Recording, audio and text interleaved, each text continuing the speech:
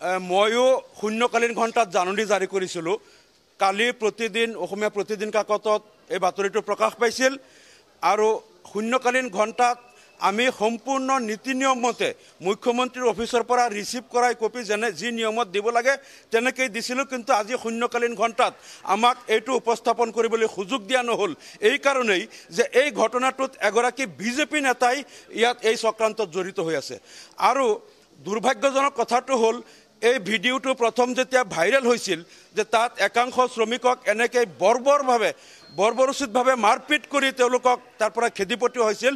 তেতিয়া শিৱসাগৰ জিলাৰ SP আৰু DCয়ে প্ৰেছ মিট কৰি কৈছিল যে এইটো এটা পুৰণা ভিডিঅ' আৰু এইটো শিৱসাগৰ জিলাৰ নহয়, নাজিৰাৰ নহয়। তেনেকৈ এইটো তেওঁলোকে এটা প্ৰেছ মিট কৰি কৈছিল পুৰণা ভিডিঅ' বুলি। তাৰপিছত যেতিয়া দেখা গ'ল যে হাজাৰ হাজাৰ মানুহৰ মোবাইলত ভিডিঅ'টো যেতিয়া বিয়পি পৰিল, তাত GPS টাইমাৰৰ পৰা দেখা গ'ল ভিডিঅ'টো কৰা হৈছিল 24 আগষ্ট তাৰিখে ৰাতিপুৱা 10টা, 10:30 পৰা 10:40, 10:30 পৰা 10:40-45 তেনেকুৱা টাইমাৰত দেখা গ'ল। গতিকে 24 আগষ্ট তাৰিখে যেতিয়া 10:30 যিটো ভিডিঅ' এইটো পুৰণা হ'বই নোৱাৰে।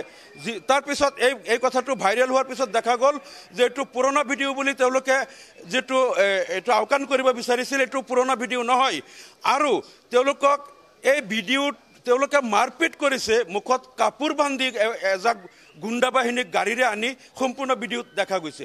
গাড়ীৰে আহিছে আৰু তাৰপিছত তেওঁলোকক যেনেকৈ কাপোৰ খুলি যেনেকৈ মাৰপিট কৰা হৈছে, এইটো ভিডিঅ' যিসকলে চাইছে তেওঁলোকৰ চকু পানী ওলাব। ইমান বৰ্বৰোচিতভাৱে এই শ্ৰমিকসকলক তেওঁলোকে মাৰপিট কৰিছে। আৰু ইয়াত তেওঁ চান্স লৈছে, তেওঁ আকৌ ভিডিঅ'ত এই কথাটোও কৈছে যে তহঁতে আজিৰ ভিতৰত শিৱসাগৰ এৰিবি আৰু 15 লাখ টকা তহঁতে পাওনা যে আছ, জীৱনত এইটো আৰু নুখুজিবি, এইটো আৰু আশা নকৰিবি। আৰু এই ঘটনাটো নতুন নহয়। ইয়াৰ পূৰ্বেও আমি আৰু বহুবাৰ অভিযোগ পাইছিলোঁ জলেশ্বৰৰ চাউথ চালমাৰাৰ শ্ৰমিকসকলে তাত ধান কটা বা বিভিন্ন কামত উজনি অসমত একাংশ লোকে 3 মাহ 4 মাহ 6 মাহ ৰাখি তেওঁলোকক দি কাম কৰাই যেতিয়া তেওঁলোকক হাজিৰা দিব লাগে, তেতিয়াই একাংশ লোকানি সন্দেহযুক্ত নাগৰিক বুলি ভেৰুণীয়া গুণ্ডা বাহিনীয়ে মাৰপিট কৰাই তেওঁলোকক খেদি পঠায়। আমাৰ এই সহজ সৰল মানুহবিলাক তেওঁলোকতো নাজানে যে আমাক কাম কৰাই তাৰপিছত শেষত হাজিৰা টকা নিদি পেলাই আমাক মাৰপিট কৰাই খেদিব। আগতো আমি এনেকুৱা কিন্তু কমপ্লেইন বহুবাৰ পাইছিলোঁ। এইবাৰ কিন্তু দেখা গ'ল এই কামবিলাক কোনে কৰে? বিজেপিৰ নেতাই কৰে। ময়ূৰ বৰগোহাঁইৰ নিচিনা বিজেপিৰ নেতাই যিটো কাণ্ড কৰিছে, একমাত্ৰ সাহসীয় দলৰ নেতা হোৱাৰ কাৰণে আমাৰ 0 আৱাৰ নটিচটো সদনত আজি আমাক ইয়াত এলাউ নকৰিলে, আমাক ক'বলৈ দিয়া নহ'ল। কিন্তু আমি সংবাদ মাধ্যমৰ জৰিয়তে সমগ্ৰ অসমবাসীক কথাটো ক'ব বিচাৰিছোঁ যে সদনত আমাক যদিও আমাৰ বাক স্বাধীনতা খৰ্ব কৰা হৈছে, এই অন্যায়ৰ বিৰুদ্ধে কথা ক'বলৈ মোৰ লগতে শ্বেৰমান আলী আহমদ ডাঙৰীয়া তেখেতেও নটিচ তুলিছিল, তেখেতৰটো এলাউ নকৰিলে, মোৰটোও নকৰিলে।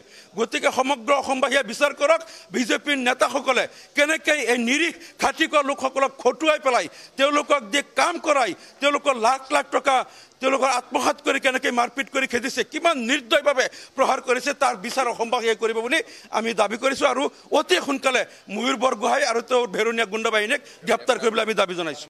যিকোনো খবৰৰ বাবে যোগাযোগ কৰক 7090173330 অথবা 7099017990 নম্বৰত।